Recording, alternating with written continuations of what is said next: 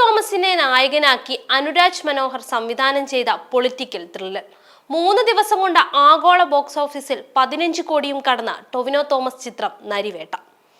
ആദിവാസി ഭൂമി പ്രശ്നം എന്ന സാമൂഹ്യ വിഷയത്തെ മുൻനിർത്തി സമൂഹത്തിൽ അരികുവൽക്കരിക്കപ്പെട്ടവരെ എങ്ങനെ ഭരണകൂടം അടിച്ചമർത്താൻ നോക്കുന്നു എന്ന് ഗൗരവമായി പറഞ്ഞു തരികയാണ് നരിവേട്ട എന്ന ചിത്രം. സുരാജ് വെഞ്ഞാറമൂടും പ്രശസ്ത തമിഴ് സംവിധായകനും നടനുമായ ചേരനും ചിത്രത്തിലെ നിർണായകമായ കഥാപാത്രങ്ങളെ അവതരിപ്പിക്കുന്നുണ്ട്. ശക്തമായ ആഘാതം സൃഷ്ടിക്കുന്ന ഇമോഷണൽ ഡ്രാമയാണ് ചിത്രമെന്നും ടൊവിനോ തോമസിന്റെ മികച്ച പ്രകടനമാണ് ചിത്രത്തിൽ കാണാൻ സാധിക്കുന്നത് എന്നുമാണ് ചിത്രത്തെക്കുറിച്ച് വരുന്ന പ്രതികരണങ്ങൾ.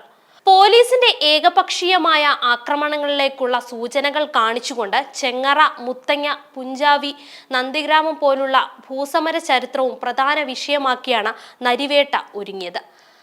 വർഗീസ് പീറ്റർ എന്ന സാധാരണക്കാരനായ പോലീസ് കോൺസ്റ്റബിളിന്റെ ഔദ്യോഗിക ജീവിതത്തിലെയും വ്യക്തി ജീവിതത്തിലെയും കഥ പറഞ്ഞു പോകുന്നു ചിത്രം. ഇന്ത്യൻ സിനിമാ കമ്പനിയുടെ ബാനറിൽ ഷിയാസ് ഹസൻ, ടിപ്പു ഷാൻ എന്നിവർ ചേർന്നാണ് നരിവേട്ട നിർമ്മിക്കുന്നത്.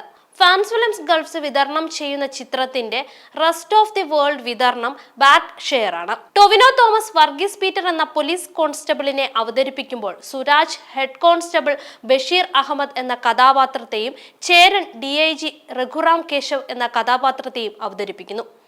മറവികൾക്കെതിരായ ഓർമ്മയുടെ പോരാട്ടം എന്ന ടാഗ് ലൈനോടെ എത്തിയ ചിത്രം അതിജീവനത്തിന്റെ ശക്തമായ പ്രതികരണം കൂടിയാണ് പങ്കുവയ്ക്കുന്നത്.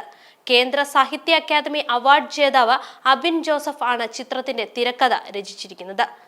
പ്രിയംവദ കൃഷ്ണ, ആര്യ സലീം, റിനി ഉദയകുമാർ എന്നിവരും മുഖ്യ കഥാപാത്രങ്ങളെ അവതരിപ്പിക്കുന്നു.